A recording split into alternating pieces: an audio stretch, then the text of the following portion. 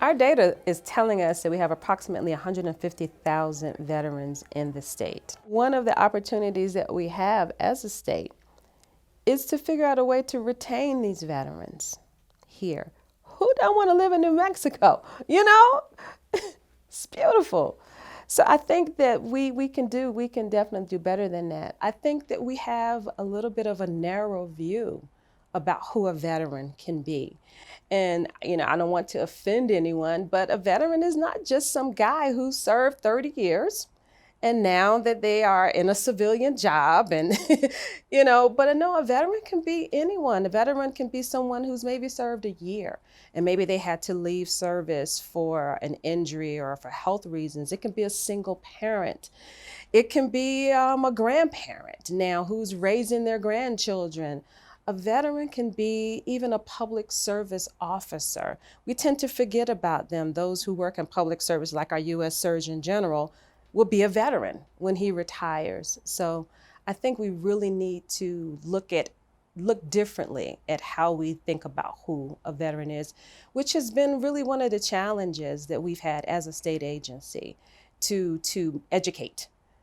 So I've had to do some education with my peers, other cabinet secretaries, and also it gives us an opportunity as a state agency to raise our profile too.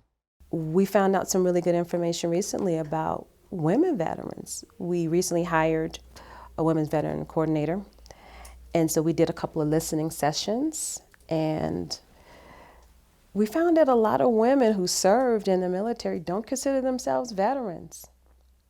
Yeah, I know. It's interesting, right? So, but we also realized that we weren't asking the right question. We would say, are you a veteran? Versus, did you serve? Oh, yeah. Oh, yeah, I served, Korean War, Vietnam War, yeah, I was in Desert Storm. And I'm like, well, girlfriend, you're a veteran. That means you're a veteran. So they've not been taking advantage of their benefits that they've earned. So we have a real aggressive effort in that regard. So what's interesting about what it is that we do is we have veteran services officers that are trained federally to help veterans regardless who they are, basically.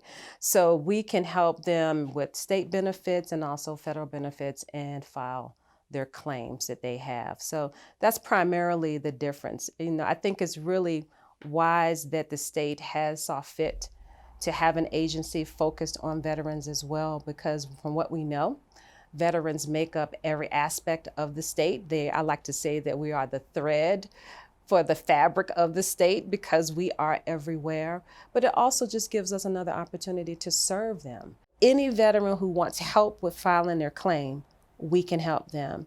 And again, we work very closely with the VA hospital and the VA benefit side, which keeps us abreast of the new presumptive conditions that continue to come out.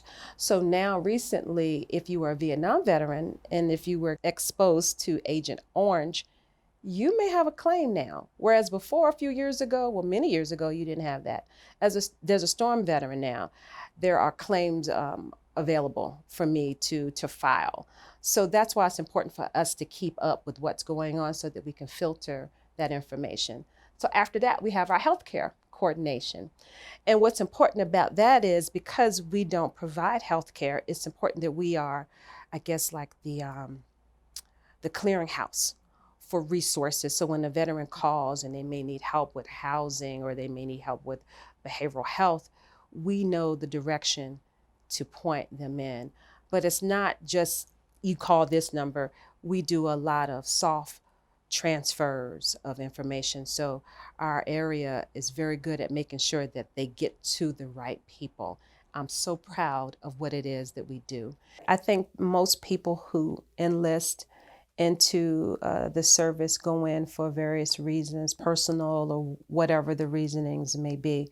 But that is a sacrifice that they're making on behalf of their country. And I think that is the least that we can do for someone who has made that sacrifice.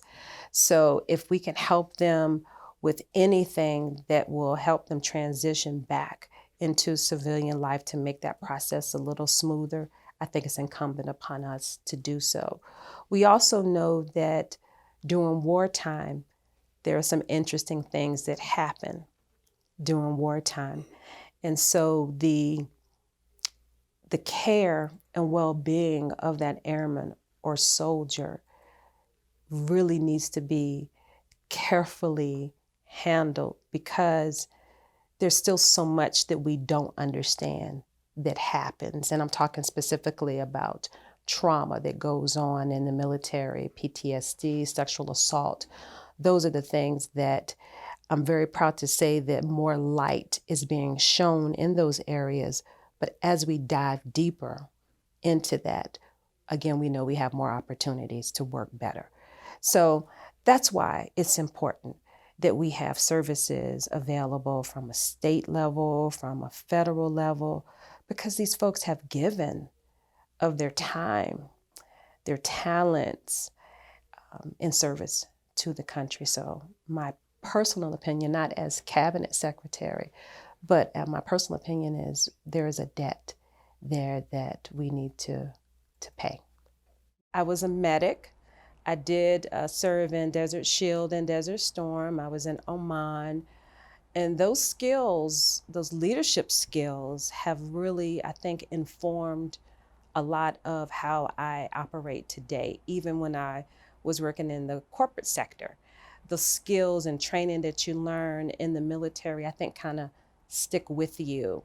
And then there's a tremendous amount of respect for diversity and inclusion that you get serving in the military too, because at the end of the day, as we say in the Air Force, we're airmen, so you respect that. That's the common denominator. And I would imagine it's the same for soldiers, who serve in other branches of service as well.